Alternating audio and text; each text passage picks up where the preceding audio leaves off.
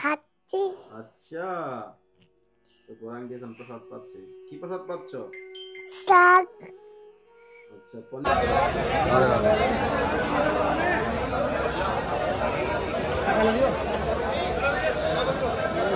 বাধা আসবেই, আর আপনার জীবনে যখন বাধা আসবে তখন আপনি ভাববেন আপনার দিনগুলো খুবই সামনে আসছে, মানে খুব শীঘ্রই আপনার সাকসেসফুল জীবনে হবে। গেন্দা ফুল 40 টাকা, কখনো কখনো 20 টাকা বিক্রি করে দেয়। আর গোলাপ ফুল 400-500 টাকা কিলো। যেই গোলাপ বিক্রি হয় 70 টাকা।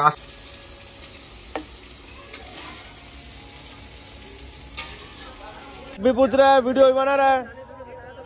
एक पीस 40 रुपया। वीडियो बनाने आए हो, रेट पूछ रहे हो? तुम 40 रुपया मांग रहा, 40 रुपया कैसे हो जाता है एक फूल? हाँ, एक फूलेर दाम 40 টাকা যাচ্ছে। भी पूछ रहा है, वीडियो बना रहा है। एक पीस 40 रुपया। वीडियो बनाने आए हो, रेट पूछ रहे हो? तुम 40 रुपया मांग रहा, 40 रुपया कैसे हो जाता है एक फूल? हाँ, एक फूलेर दाम 40 টাকা যাচ্ছে। तो 20। ए राधे कैसे दिया? 150 रुपये किलो है। রাধে রাধে সবাইকে, good morning, happy Deepavali. Vrindavan family ব্লগে সুস্বাগতম। তো এখন আজকে বাজার থেকে আপনাদেরকে লাইভটা ভিডিওটা শুরু করছি। আজকে ছোট দীপাবলি, কালকে বড় দীপাবলি। তো বৃন্দাবনে বাজারের অবস্থা দেখুন, মানে মাথা খারাপ অবস্থা। দেখুন এখন মানে বাজার ভেঙে যাওয়ার কথা, মানে এই সময়টায় বাজার শেষ হয়ে যাওয়ার কথা, কিন্তু এখনো দ্বিগুণ লোক, মানে যে বাজার জমার পরে যে লোক থাকে তার থেকে বেশি লোক এখন বাজারের মধ্যে। আরে क्या बात है? 400 रुपये किलो गुलाब, क्या बात है? क्या है? 350 रुपये किलो लगेगा आपको। ले आओ ये गुलदावरी क्या है? 300 रुपये लगेगा। और करिए, और करिए। गुलदावरी 300 रुपये किलो है।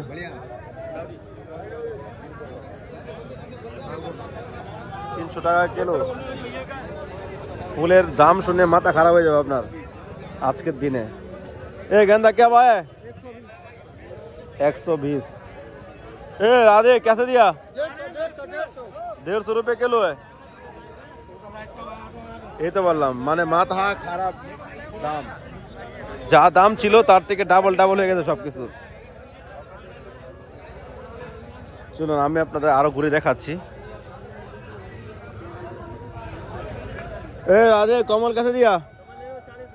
हाँ, 40 रुपया। कितना? एक पीस? अरे वाला तो रेट माथा खराब। ये गुलदावरी अच्छा नहीं है ये। तुम्हारा गेंदा कैसे दिया? इसका थाली अच्छा थाली नहीं है क्या? क्या बाबा बिच रहा है? हाँ,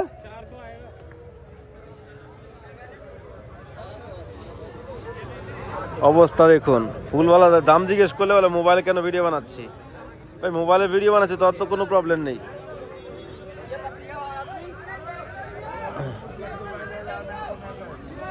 এখানে কোনো দীপাবলি, কোনো জন্মাষ্টমী, রাধা অষ্টমী কোনো প্রোগ্রাম যদি হয়ে থাকে তাহলে হয়ে গেছে, জীবন শেষ। ফুলের দাম, ফুল কেন যে কোনো জিনিসের দাম বাড়িয়ে দেয় এখানে। এখানে এতটা ডিমান্ড, আর ফুলের দাম তো আপনি শুনতে পাচ্ছেন।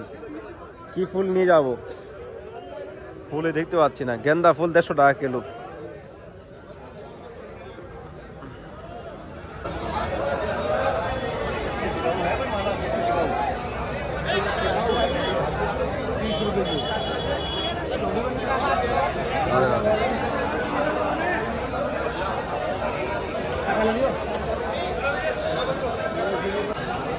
এলো বৃন্দাবনে মায়াবতী ফুলের বাজার। এত ডিমান্ড ফুলের, একটা কমল ফুল 40 টাকা বিক্রি করছে, তারপরে বলিয়া ঝগড়া করছে। এই অবস্থা।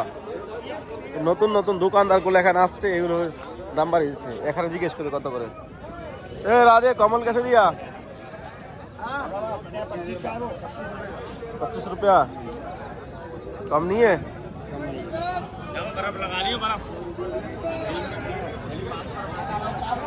দেখতে পেলেন এখানে কি দালালি চলছে? এখানে এই সুন্দর সুন্দর ফুলগুলো 25 টাকা পিস চাচ্ছে, আর ওখানেও বলে 40 টাকা পিস।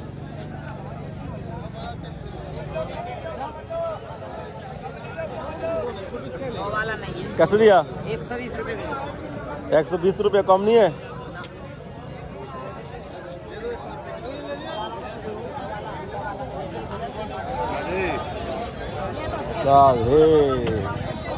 চলুন ফুল নেই, তারপরে যা হবে লড়াই ঝগড়া। নিচে গিয়ে অবস্থা দেখুন, সবজি বাজার হোক আর ফুলের বাজার হোক আর ফলের বাজার হোক, এত ডিমান্ড, রাস্তাঘাটে ঢুকাই যাচ্ছে না।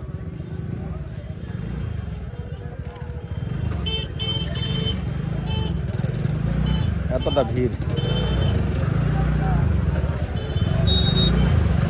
সবজি তো অনেক কিছু আমরা এখন খাবো না, কিছু কিছু নেওয়া যেত, এখন তো ঢুকতে পারছি না ওই দিকটা, এতটা ভিড় বাজারের মধ্যে চারো দিক থেকে, এত দাম, মানে সব জিনিসের দাম বেড়ে গেছে আজকের দিনে না, 2 দিন 3 দিন এরকম এখন থাকবে দীপাবলির জন্য।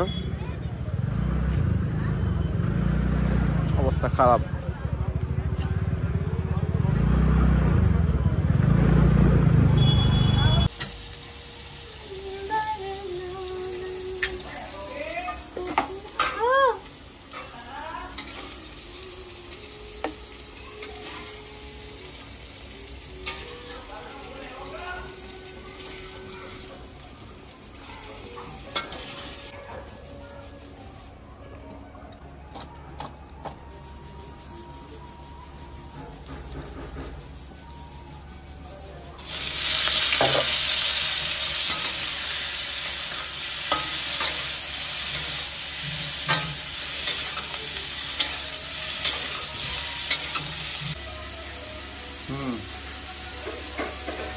রাধে রাধে, সকলকে ছোট্ট দীপাবলির অনেক অনেক শুভেচ্ছা। এখন দীপাবলি আসতে চলেছে। महाप्रसाद की जय, राधा दामोदर लाल की जय। आज के महाप्रसाद श्री राधा रानी की जय, राधा दामोदर लाल की जय, जय जय श्री राधे श्याम গৌরাঙ্গ মহাপ্রভু কি জয়, দামোদর ভগবান কি জয়। তো বাজার থেকে ফুল তো সেরকম কিছু পাইনি, আর ফুল ছিল এই যে গেন্দা ফুল ছিল, আর এই সাদা ফুলটা ছিল। সাদা ফুল 300 টাকা কিলো, তারপরে আবার 10% ট্যাক্স দিয়ে ফুল কিনে নিয়ে আসতে হয়। আর গেন্দা ফুল 150 টাকা কিলো বিক্রি হচ্ছে, আমি একটু কম পেয়েছিলাম, 120 টাকা পেয়েছি, যেটা 50 টাকা 60 টাকা কিলো হয় গেন্দা ফুল, 40 টাকা কখনো কখনো 20 টাকা বিক্রি করে দেয়। আর গোলাপ ফুল 400-500 টাকা কিলো, যেই গোলাপ বিক্রি হয় 70 টাকা 80 টাকা, বেশি হলে 120 টাকা 150 টাকা হয়, 200 টাকাও ঠিক আছে, কিন্তু 400, 450, 500 টাকা কিলো বিক্রি হচ্ছে গোলাপ। মানে অকেশন আসলে এখানে জিনিসের দাম দ্বিগুণ বাড়িয়ে দেয়। তো যাই হোক, ভগবানের তো সেবা করতে হবে, তো 2-3 দিনের জন্য একটু বেড়েছে, তারপর ঠিক হয়ে যাবে কদিন পরে। তো আজকে রাধা দামোদরের দর্শন করে নিন, কালকে হলো দীপাবলি, আর আজকে ছোটা দীপাবলি, আজকে দীপদান করা হবে, কালকেও হবে। তো আমরা তো প্রতি বছরই 108টা দীপদান করার প্রয়াস করি। তো আপনারা যারা আমাদের বৃন্দাবন ফ্যামিলি ব্লগের সঙ্গে জুড়ে রয়েছেন, তো আপনারাও একটা সংকল্প করেন 108টা দীপদান ভগবান রামচন্দ্রের জন্য আপনারা করবেন। কেননা দীপাবলির দিনে ভগবান রামচন্দ্র 14 বছর বনবাস শেষ করে অযোধ্যায় এসেছিলেন। এবার তো অযোধ্যাতে 29 লাখ দিয়াদান হবে, তো বিশ্ব রেকর্ড হয়ে যাবে। অযোধ্যা যাওয়ার ইচ্ছা ছিল, কিন্তু অযোধ্যা তো আর দূর কম নয়, আমাদের এখান থেকে একদিন লেগে যায়, 12 ঘন্টা লাগে যেতে। তো আপনারা কি প্রিপারেশন নিচ্ছেন অবশ্যই কমেন্ট করুন, আর রাধা দামোদরের দর্শন কেমন লাগছে অবশ্যই জানাবেন। রাধে রাধে, রাধা রানী কি জয়। গৌরাঙ্গী, তুমি কেমন আছো? ভালো আছি। তোমার কি হয়েছিল কালকে? কাশি কাশি হয়েছিল? আচ্ছা, তুমি কি করছো এখন?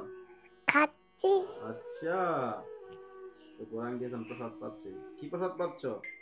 শাক আচ্ছা, পনির। পনির আর এটা আচ্ছা, রুটি খাচ্ছ?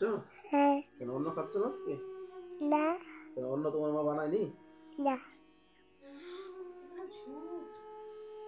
হ্যাঁ, অন্য বানিয়েছে, আমার কাশি হচ্ছে এই জন্য আমি খাচ্ছি। বলো। খেয়ে নে মুখেরটা।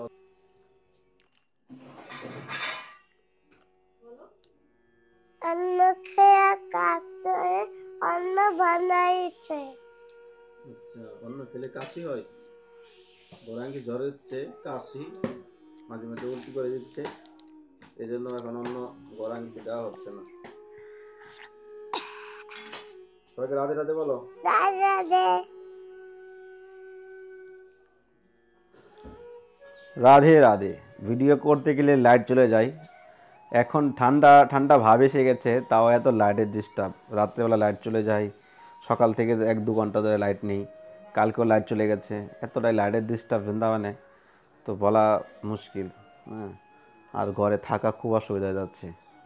রাত্রেবেলা, দিনের বেলা এই প্রবলেম, এটা না একটা ঝামেলা লেগে থাকে, আর রাত্রেবেলা শুরু হয়ে যায় মাধবের কান্নাকাটি। হ্যাঁ, কান্না করবে, এই করবে, সেই করবে, ঘুম তো হয়ই না। সেবা তো অবিঘ্ন করছে এখন আজকাল। তো কীভাবে যে এগিয়ে যাব, সেবাতে আরও সুন্দর হবে, আরও হবে, ভগবানের সেবা করব। পরিবেশের সঙ্গে মিলাতে পারছি না, পরিবেশটা খুব এলোমেলো হয়ে গেছে। জানি না, ভগবানের কাছে তো চাইনি কিছু জীবনে, শুধু এটাই প্রয়াস করছি জীবনে যদি ছোটোখাটো একটা মন্দির হয়, বা ভগবানের জন্য একটা সেপারেট ছোটোখাটো ঘর হয়, তাহলে সুন্দরভাবে সেবা করা যাবে। কিন্তু সে প্রয়াস করে যাচ্ছি দীর্ঘ দিন ধরে, কিন্তু সেরকম কোনো সাপোর্ট, সেরকম কোনো মানুষের ভালোবাসা পাইনি।